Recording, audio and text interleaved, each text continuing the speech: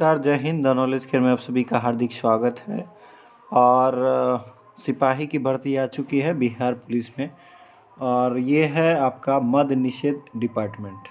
ठीक है, मद्य निषेध उत्पाद एवं निबंधन, जो जनरली इसको एक्साइज डिपार्टमेंट भी कहा जाता है। ठीक है, तो इस विभाग में आ चुका है। आप जानते होंगे कि दारू वगैरह का जो चेकिंग होता है उसका एक अपना विभाग होता है, और उसी के तहत सिपाही की बहाली आई है 365 पदों के लिए। तो यह मालदार सर्विस है। यह जान रहे हैं कि बिहार में शराबबंदी है और यहाँ पर इसका ज़्यादा डिमांड है। नीतीश जी ज़िला ज़िला घर घर जाकर खोजेंगे, सीसीटीवी लगाएंगे, क्या क्या करेंगे पता नहीं। तो चलिए, हमको ये देखना है कि ये वैकेंसी आई है, इसका क्या क्या प्रावधान है, कब से कब तक ये अप्लाई होगा और कब एग्ज़ाम होगा, क्या एग्ज़ाम का क्राइटेरिया होगा, कितना वेतन है, सारी बातें। सबसे पहली बात तो 365 पद हैं इसमें। दूसरी बात, ये स्टार्ट कब से होगी, तो ये 19 दिसंबर 2021 से स्टार्ट हो जाएगी। ठीक है, फॉर्म जो है अप्लाई होना आज से स्टार्ट हो जाएगा। आगे बात करते हैं, ये सारे गजट की बातें हैं, तो इन सब बातों को ज़्यादा डिटेल्स में जानने की आवश्यकता नहीं है। चलिए, पात्रता है कि इसमें जो है भारत का नागरिक होना चाहिए। पुरुष, महिला और थर्ड जेंडर दोनों आवेदन कर सकते हैं, तो महिला और पुरुष दोनों के लिए है। शैक्षणिक योग्यता है कि आपका इंटर होना चाहिए, आप इंटरमीडिएट पास होना चाहिए 1 जनवरी 2021 तक। 1 जनवरी 2021 से पहले आप इंटर अगर पास कर चुके हैं तो आप इसका फॉर्म भर सकते हैं। इसके अलावा अगर उर्दू में हैं आप तो मौलवी का प्रमाण पत्र, या संस्कृत से हैं तो संस्कृत बोर्ड के द्वारा शास्त्री या आचार्य होना चाहिए। उम्र की गणना कब से की जाएगी, तो 1 जनवरी 2021 से की जाएगी, और न्यूनतम 18 साल इसके लिए उम्र सीमा है। अनरिजर्व कैटेगरी के लिए जो मैक्सिमम उम्र सीमा है वो 25 साल है। वहीं पिछड़ा वर्ग को 2 साल की छूट दी जाती है अधिकतम सीमा में, तो 27 वर्ष तक भर सकते हैं। और पिछड़ा वर्ग, अत्यंत पिछड़ा वर्ग कोटि की महिलाओं के लिए 3 साल का रिलैक्सेशन मिलता है, यानी 25-3-28 हो गया। SC ST के लिए न्यूनतम 18 और मैक्सिमम 30 साल। SC ST को 5 साल का रिलैक्सेशन मिलता है। मोटा मोटी बात समझ लीजिए, 18 साल न्यूनतम एज है। ठीक है, और अगर आप जनरल कैटेगरी से हैं तो 25 साल मैक्सिमम।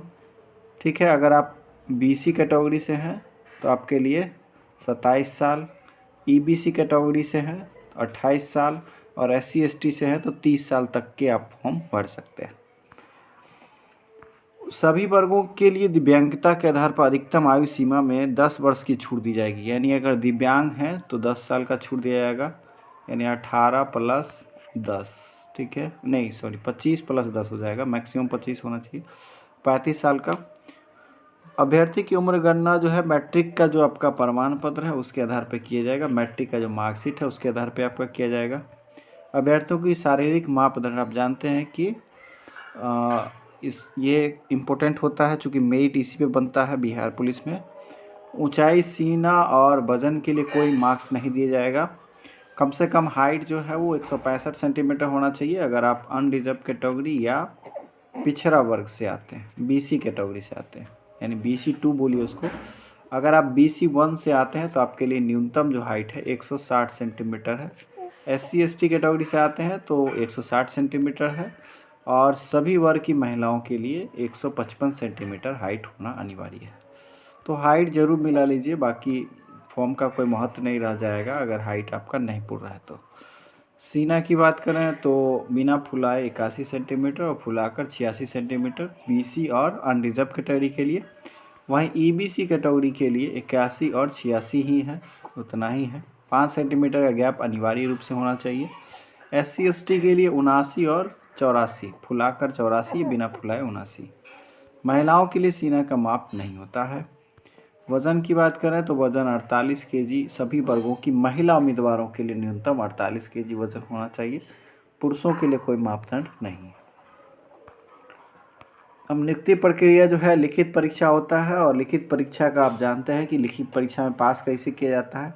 हाल ही में जो है बिहार पुलिस 8415 का रिजल्ट आया, और उसमें 14 मार्च और 21 मार्च को 2 पालियों में दो पालियों में 2 दिन एग्ज़ाम हुआ और रिज़ल्ट का जो मात्रा है उसमें उससे पता चला है कि जिस शिफ्ट का पेपर लीक था उस शिफ्ट से ज़्यादा रिज़ल्ट है। तो यही इसका मापदंड है इस परीक्षा का कि जिस शिफ्ट का पेपर लीक होगा उससे सबसे ज़्यादा रिज़ल्ट होंगे।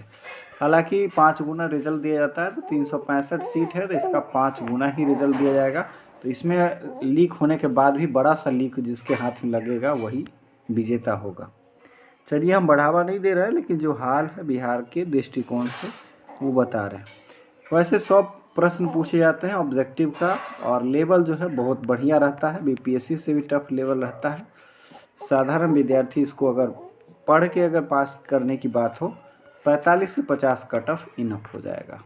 ठीक है, जिस तरह का प्रश्न पूछे जाता है बीपीएससी के छात्र भी गारंटी के साथ उतने मार्क्स नहीं स्कोर कर पाएंगे। अब चलिए, ओएमआर पे जो प्रति है उत्तर पुस्तिका 2 प्रतियों में होगी, जिसमें से एक प्रति अदृश्य कार्बन प्रति के रूप में केंद्रीय चयन पर्षद के पास अंतिम चयन सूची प्रकाशित होने के पश्चात 1 वर्ष तक सुरक्षित रखी जाएगी।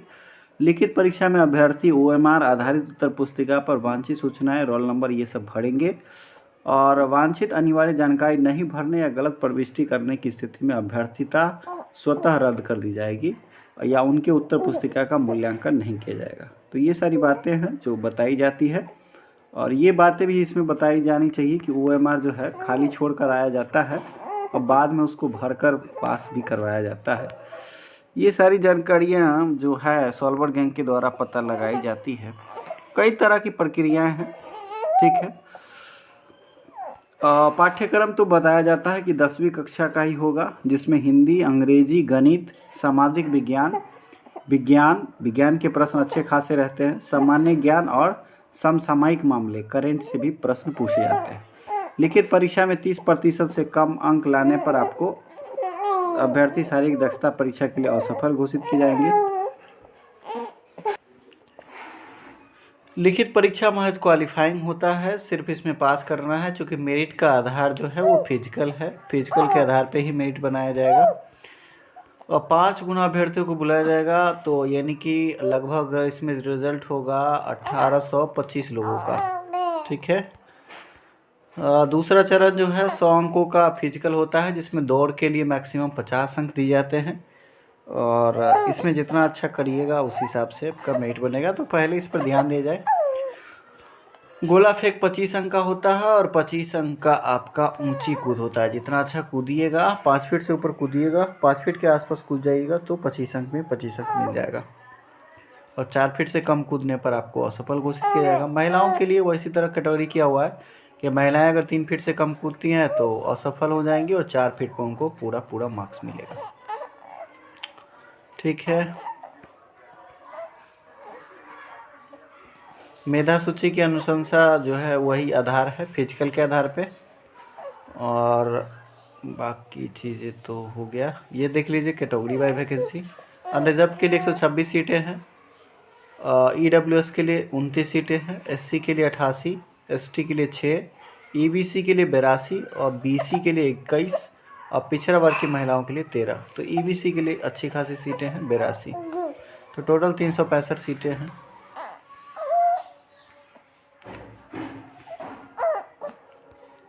आरक्षण की बात की जाए तो आरक्षण जो है वो एक्ट के तहत दिया जाता है। यहाँ पर कोई खास मेंशन नहीं किया गया है, जैसा कि लोचा अन्य आयोग द्वारा किया जाता है एनसीएल वगैरह के लिए। इस तरह की यहाँ पर कोई बात नहीं है। ठीक है,